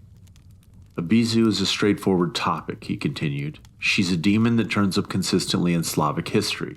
Generally, she is described as a jealous female demon who can't have her own children, so she curses mothers with infertility and stillbirths. Your mom didn't come to me to find out more about Tulip. She had also been observing the troubling behavior from your dad as well. He paused and then drained his beer. I offered him another and he declined, opting for a bottle of Pepsi instead. What kind of stuff? I asked, sitting back down. She didn't bring it up right away. We met a total of 4 or 5 times. Your father forbade her from meeting with me again. To say he didn't like me, well, it would be a ridiculous understatement. I'll be honest with you. Your father deeply, deeply dislikes me and would probably be pretty upset if he knew I was even here. I nodded, deciding not to mention my dad's reaction on the phone. The guy was clearly already struggling with the information. He went on.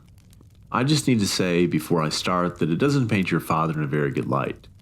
I understand, I said, but inside my stomach clenched like a rock. Okay, well, it started with one of Tulip's incidents. It was in the backyard. Tulip was standing by the fence farthest from the house. Your dad was halfway across the lawn and your mother was on the back deck. She said that Tulip crashed into your dad at full speed, shoving him onto his back. Then, Tulip turned towards your mother and charged towards her. I guess Tulip scratched your mom up pretty bad before your dad got there and wrestled her into her room. That wasn't the only time. There were a couple of other times where Tulip had the chance to attack your dad and didn't. Instead, she would go directly to your mom. Over time, it became about protecting your mom as much as containing Tulip. He said, Okay, so is my dad the evil twin? I blurted out all at once. I had to know. I had to make some sense of all this. No, I don't think he is. I don't believe so. From my research, Abizu's sons are more likely a type of minor fire demon. He pulled out his phone and showed me a drawing of an ugly creature. It seemed to be smaller, 4 feet tall or so. It was sort of half-crouched with its arms stretched over its head. My first impression was that it looked like Max from Where the Wild Things Are. Instead of wearing white pajamas, this thing was naked and dark. It was almost black. Its skin was smooth and scaled like a snake. Its eyes and mouth were made of fire and flames, waving from its head like a Medusa. He went on, "This type of demon doesn't have the power to take on the identity of a human." And before I could ask the obvious question, he smiled. "Tulip is different. Boy, is she." I responded.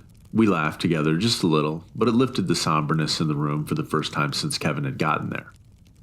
"All right, so what's wrong with my dad?" I asked. I wasn't sure if I was ready for the answer. He took back the printout of the poem and began to read. "Then will Ibizu finally laugh, writing the words of the land's epitaph. For that's what you get when you bargain your son. Your life and your love and your mind comes undone." As he spoke the last 4 words, he looked up and made eye contact with me. According to that little info that is out there, part of the curse was a darkening of the mind of the father, the herald in your case. They tend to fixate on the demon until they deliver it to Ibizu. They instinctively protect it and guide it home. That is part of the reason she is able to make them sacrifice the life of the mother. He paused there and pushed back a few of the long braids that hung from his temple. I waited, not speaking. I could tell he was working up to something. "I think that your dad was trying to free the demon inside Tulip. He might have been strong and resistant to the curse in the beginning, but when Tulip was born and it turned out she was twins with the female fire demon, something awakened deep inside of him. I liked your mom a lot, probably more than I should have. Now, nothing happened between us or anything like that, but in a different world, I'd have definitely asked her out. I just tell you this so you understand. The more I read, the more concerned I became. It occurred to me if your father was trying to get the demon back to Ibizu, there were things that he could try. Your mother had a difficult birth from what I understand, nearly fatal. It's not too far of a mental leap to wonder if her being alive might be what was keeping the demon from being released." He then stopped talking. I think he was waiting for me to put the pieces together. "You think my dad let Tulip kill my mom?" I asked without making eye contact. "Brian, I think that it's possible. But I also think that if it did happen, he couldn't be in control of his actions. The curse is like a poison. That's what I need you to remember." It took me a second to realize there were tears streaming down my cheeks. I wiped my nose on my sleeve, 4th grade style, while Kevin looked away to give me some privacy. "Oh, fuck," Kevin cried out. He was staring at the camera feed from Tulip's bedroom. She was standing in the middle of the room again, staring at the camera. We watched her arms start to slowly stretch out until her fingers rested on the carpet. They stretched longer and thinner, slowly crawling forward. The rest of her body didn't move or change. She never averted her gaze either.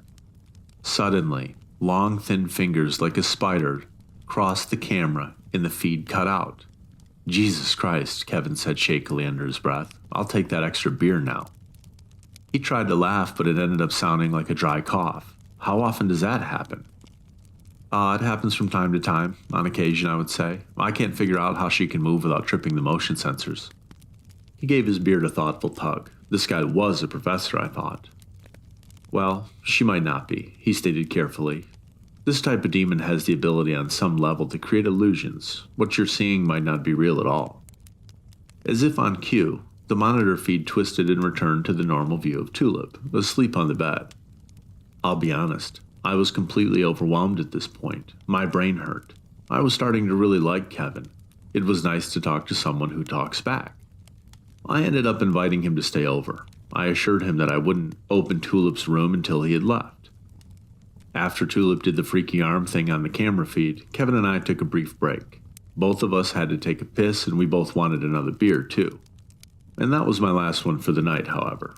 Dulled senses aren't a luxury I can afford right now. I let the professor spend the night, as I couldn't let him leave without telling me everything he knew. And at that point, I knew I was gambling danger with danger, at least with the potential for problems from Kevin. I was getting information in exchange. Information that might help make both of us safer. Plus, I'm pretty sure he's a human being and not a demon. We settled back into the living room with our beers and some Chex Mix that Tulip and I made earlier. Kevin reached for a handful and paused, hand hovering over the bowl. "Are those gummy bears?" he asked in a mildly suspicious voice. "Oh yes," I said, picking a red one out of my handful, displaying it proudly. And also sprinkles, I said, tilting the bowl to one side, revealing a half-inch of sprinkles piled at the bottom. He chuckled and took a handful of the mix, gummy bears and all. I like the gummy bears, he said, smiling. Okay, I started, taking a deep breath. Tell me what you know about my father. Kevin sat back on the couch and rubbed his hands on his jeans. All right, but these are just my opinions. I can't guarantee anything. And not all of it is good either. Look, Kevin, I know this whole situation is fucked up, but I need you to be straight up with me. Don't hold anything back. I don't have time for hurt feelings. Okay, well then show me what else you have, he said, gesturing to the box of things from the attic. I handed him the wooden box with the dagger in it. He opened the box and gave me a strange look before reading the paper inside. Sindo de Giminos, Kaidi Dwaka, Prez Krokti, Shiza Yuani, Ichobu Ruze Ostre Glebo, Widish Circe, Ni Wahahi, Si Mogastraza, Jibiko Zanika. The letter read. I started rummaging through the box for my notes. It's Polish, hang on, some friends online translated it for me. Before I could read it off my notes, Kevin spoke quietly. When two lives live in one body, the twin's blade, for a short time, reveals them both. Thrust the blade deep into their heart. Do not hesitate, the power of the blade quickly disappears. Wow, I said. I didn't know you spoke it. He gave me a tight smile. It helps to speak the language of the countries you study. Where did you get this? He carefully took the dagger out of the box and unsheathed it. The blade was 7 inches long, and though sharp, it seemed the metal was gouged out in places like it had come into contact with something sharper or stronger. It's in bad shape, I said. It'll hold, he said quietly. What does that mean? Nothing, just that I think the blade is stronger than it looks. Well, what is it supposed to do? I asked. It's complicated, he said, considering the question. What else do you have in there? Well, aside from the journal, not much. Most of it is day-to-day activities, what she ate, what she watched on TV, how many hours she slept, that sort of stuff. I watched while he leafed through it slowly. It was easily 100 pages of my mom's tight handwriting. Oh, wait, I said, something my dad said on the phone. He gave me the numbers 2, 5, and 22. Then he said something about the backyard. Okay, well, what exactly did he say? Kevin asked. I went back to review what I had written down and read it out loud. You were 5, Tulip was 2, and Mom was 22 back then. Kevin and I then headed out to the back deck and looked around. There wasn't much to see during the day, and even less at night. I could see Kevin was expecting something different. We can go look in the shed if you want, I offered. I was anticipating more disappointment, though. The only thing that the shed ever had in it was the lawnmower and a bunch of spiders. I was surprised to see that in the corner my dad had set up a small workspace and a handful of tools. I walked over and flipped on the light over the small work table. Underneath was what looked like an old card catalog, you know, the one with all the small drawers. Each of the drawers had a number showing in the small window on the front. On each small card was a number, typed by an old manual typewriter. Kevin squatted down next to me as we considered the drawers. You were 5, he said. I reached up and slid open the drawer with the number 5 on the front. Inside was a rolled-up cloth. I pulled it out and slowly unrolled it. Inside was a piece of vellum parchment with the name Abizu written in careful penmanship. I rolled it up just as carefully and set it on the counter. Tulip was 2, I said. Inside, also wrapped in a cloth, was a dead raven. It had not yet decomposed or deteriorated in any way. It looked as if it could have been put in here yesterday. I wouldn't touch that if I were you. Kevin sounded a little nervous, and we both agreed. We both looked at the drawer marked 22. And this particular car catalog had 6 rows of 6 drawers. Drawer 22 had a rolled-up piece of leather. Burnt into the leather was a circle with 2 lines crossed like a navigational compass. In the center of the circle where the lines met was a skull facing south. The skull was crowned with hair of fire. All around the circumference of the circle was writing in Polish. Oh shit, Kevin said in a voice that I took very seriously by his tone. Then, as he leaned in and read the text, oh shit. He was not making me feel good about the situation, to be honest.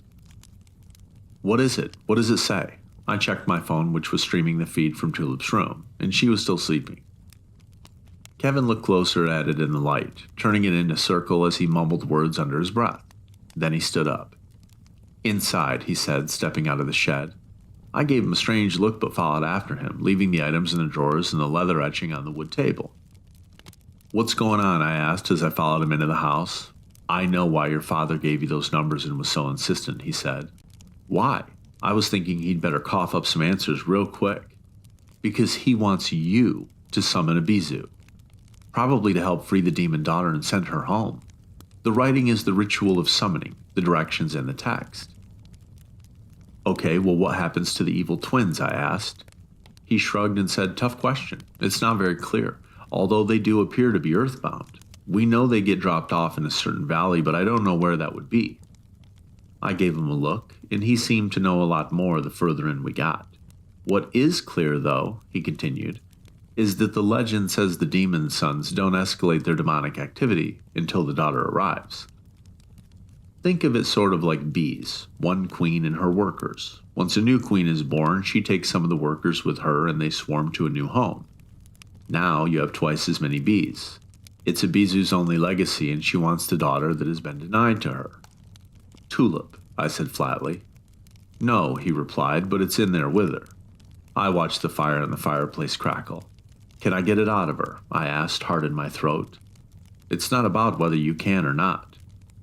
"What do you mean?" "It's about whether or not you should," he replied. "Of course I should," I said, getting angry. "I don't have to ask your permission to help my sister." No, of course you don't. I wasn't suggesting you ask me," he said, picking up the dagger.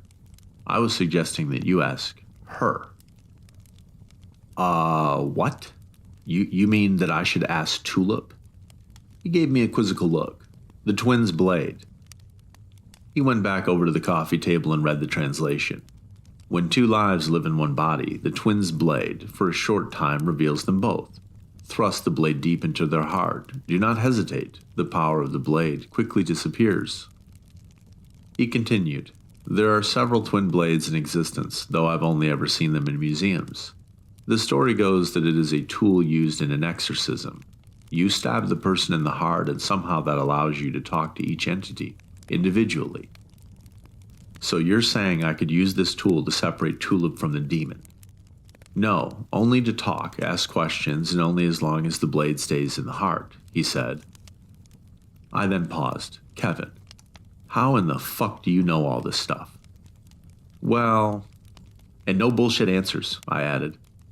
"Your mother was looking for a way to kill the demon inside Tulip. We spoke about it on several occasions. Once your mother found out about the existence of this blade, though, she became somewhat obsessed with finding it and using it to talk to Tulip. She was convinced that Tulip was in there somewhere, the real Tulip. When your father found out, he made her promise to drop it, but she must have ignored him." "Well, did she ever use the blade?" I asked. "I don't know. Your mother was very secretive. I never asked her directly, I couldn't. But is there really any question that Tulip would want to be free if she could?" he said. "Yeah, I guess you're right." We just kind of stood there for a while until I decided to try and get some sleep. Kevin agreed it was a good idea. And before I went to sleep, I set up the laptop with a view of Tulip and a view of the living room where Kevin was sleeping again. I let him sleep over one more time, and when I woke up in the morning, he was gone, and he left a note on the coffee table. "Brian, glad I got to meet you, and good luck on your journey." I translated the circle text. Probably best not to say it out loud unless you mean it. Words are powerful. "Kevin." Below the note, he had written some directions in 4 lines of text that I will not include here. I won't let any of you get hurt because of me, so I'm not going to say it out loud.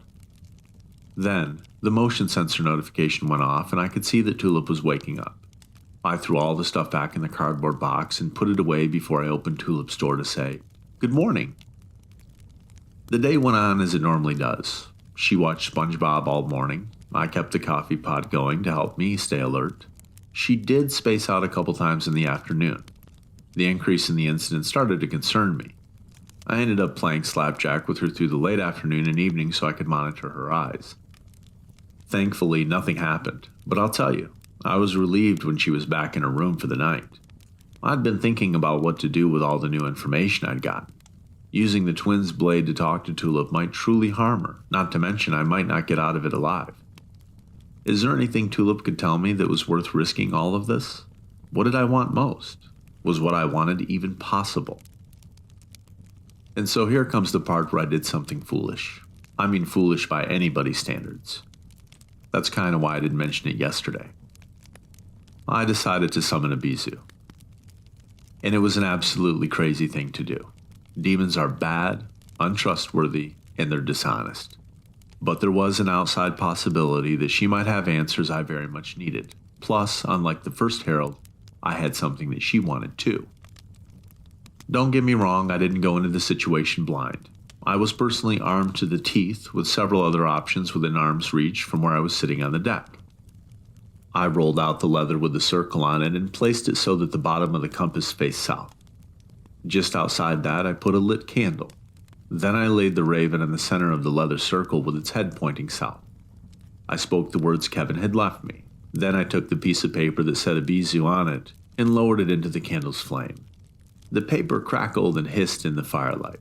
The dead raven on the mat stirred, stood up, fluffed out its feathers, and hopped to a nearby bench. It stood there on the seat, preening and looking at me in that one-eyed way that birds do.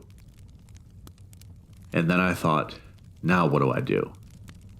Generally, people start with your typical greeting, something like, "All hail Ibizu, mother of the fire children," the raven said to me, head cocked to one side. "Well, I don't worship Ibizu," I said. "I only summoned you for information." "Didn't I give you enough information yesterday?" In front of me, the raven's body seemed to curl up on itself until it was the size of a golf ball, then uncurled itself into something much larger, unfolding until it was Kevin who sat on the bench instead of the raven. In a second, I pulled my firearm out and was ready to put a bullet in his head. "What the fuck, Kevin?" I said, finger on the trigger. "What do you think has been going on here, Brian? Mind games? Solving little mysteries? You are alive right now because I allowed it. Your father thought he could wriggle out of our agreement, and he paid for that. And so did your mother."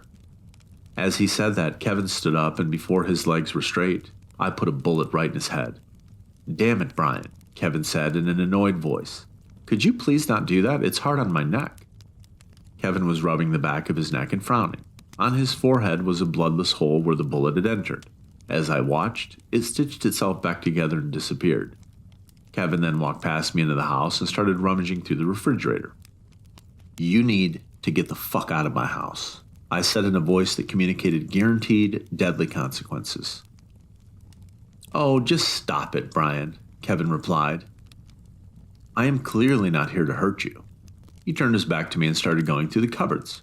The only thing that separated him and I was the kitchen island. Before he could turn back around, I shot him again, this time in the heart. Kevin looked back at me, making a face you might make for a child you know is just trying to get attention. "Well, at least you didn't do the head again," he said, shoving a stack of Pringles in his mouth. When he saw the disgusted look on my face, he awkwardly swallowed the Pringles and said, "I don't get out much." Brushing off his hands and walking over to the living room, he sat down. "Now I believe you and I can work something out to our mutual benefit. You have things you want. I have things that I want." "Well, I don't do any negotiating with demons, so I guess you're going to have to go fuck yourself. Plus, you don't have anything I want," I said. "Well, which is it, soldier? Would you negotiate with the demon who did have something you want? What if I said that you can have Tulip back, whole and complete, the normal girl she was always meant to be?" Kevin then transformed into Tulip, who looked at me with bright, vibrant eyes. "Brian," she cried, "don't give up. I'm in here, please." Her voice filled with life and urgency. Grief hit me like a tsunami. Grief for my mother, grief for my father, grief for Tulip, who would never be this bright young woman. "Fuck you," I said quietly. When I looked back up, Tulip had turned back into Kevin. "I'm just making you aware of your options here, Brian," he said, tipping the empty Pringles back into his mouth. "It's super easy to release her. I can walk you through it." "Why would I have to do it? Aren't you the demon?" I asked bitterly. "Ah, rules. There are always rules. I cannot take my daughter. She must be given freely. Perform the ritual. Bring me my daughter. Then you and Tulip can put this whole mess behind you," he said in a voice that was growing increasingly feminine. He stood up and walked through the sliding glass door, stepping over the leather circle on the floor. "Why don't you ask her what she wants for a change? After all, it's not all about what you want, Brian." Directly above the leather circle, Kevin was suddenly gone, and the dead black raven lay in the center of the circle again. Beneath it was the paper with the Bizu's name written on it. I packed all of it up and put it back in the shed. I couldn't risk having the stuff in the house. I went back inside and double-checked that all the doors and windows were locked. As much as I hated to admit it, the demon was right. I needed to talk to Tulip. Before I lost my nerve, I picked up the twins' blade and paused outside Tulip's door. I also had my Glock 19 tucked in the back of my jeans. If I was going to do this, it had to be quick as shit.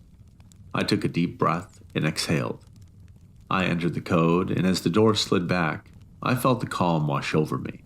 It was the same calm I always felt right before a raid or a firefight. Time slows, movement smooths, power lines. I was on her bed and had rolled onto her back before she realized something was happening. I quickly straddled her chest, pinning her arms under my knees just long enough to clear the area in front of her heart. Right before I slid the blade between her ribs, Tulip gave me a terrified look. I started to hesitate, then shook my head. "Keep your head in it, Petty. Stay sharp," I thought, then grabbed the hilt with both hands and shoved it into her heart. It went in surprisingly easy, considering the gouges and notches that had bitten into the metal. As soon as the blade slid into her heart, light flooded the room from everywhere. The dagger seemed to operate as some sort of pivot point, holding them together where the two beings intersected. Above the blade, Tulip's head and shoulders seemed to blur and widen. The hilt was pressing against my hand as hard as I was pushing it in. Suddenly, from the shoulders up, they split. Tulip was clear on the right, and on the left was the outline of a person made of darkness and fire. The two seemed to flicker in and out of clarity like the reception was poor or something like that. "Tulip," I said, struggling to keep the blade in her chest. "Brian, it's me," she said, and I started to cry. "What do I do, Tulip? Tell me what I need to do," I begged her. "Kill us, Brian. Do it now. You can't let it escape." Her voice sounded a little farther away this time. "But I can bring you back," I sobbed. "I can save you." "Brian, I have held her in this prison my whole life. Don't let that be in vain. Honor our mother. Leave the demon's mother with nothing but ashes." The flickering darkness that was the demon child began to howl and roar like a train. The louder it screamed, the harder it was to keep the blade in her chest. If I'd have let go, it would have easily shot across the room. "I can't kill you. I cannot kill you, and I won't." But I knew the truth. It was what needed to be done, and Tulip knew it too. We were both soldiers. "Brian," she said, sounding so far away, "in the fire our heart must lie to cleanse the blood and sanctify. Do it now." With one great push from inside, the blade slid out of Tulip's chest, which closed behind it as if it had never been there. I did not hesitate. I sunk the blade into her abdomen just beneath her sternum and pulled the blade down toward me, opening a gaping wound down her stomach. The demon inside Tulip then shot to the surface as her pupils started to darken. I shoved my hand into the gaping wound in her abdomen and thrust it up under her rib cage, feeling for her beating heart. Once I got my hand around it, the shrieking intensified. This time it was in both of their voices. I pulled, digging my fingernails into the slippery organ. It took all of my strength to wrench it free from the arteries and muscle that it held in place, falling back onto the bed when it finally let go. I slid in blood as I tried to get to my feet. On the bed, Tulip was writhing and getting up to follow me. Blood ran from the opening in her abdomen and completely saturated her pajama bottoms. She was already moving fast. I bolted for the door and tried to get it shut before Tulip could get there, but she got one arm through before it closed on her arm, bones crunching. The heavy door slid back open, and it had nearly amputated her arm when it closed. I ran for the fireplace, tossing the still beating heart directly into the flames. I whipped around to see Tulip behind me, and she was engulfed in flames and started howling. This time, it was pure pain. Bits of her began to drip off like melted wax. Her face elongated into a nightmarish yawn. In a minute or so, there was nothing left but a large dark burn on the hardwood floor. Just then, the glass doors to the deck imploded, spraying glass everywhere. Hundreds of ravens poured in through the opening, swirling around the rooms, swooping and screeching as I cowered in the corner. Just as quickly, they flew out again.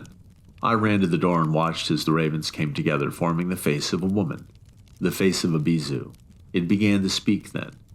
You have murdered my daughter, and with her death you have murdered everyone you have ever known, and everyone who has ever known you. I will shred your life out of existence. Your time will come."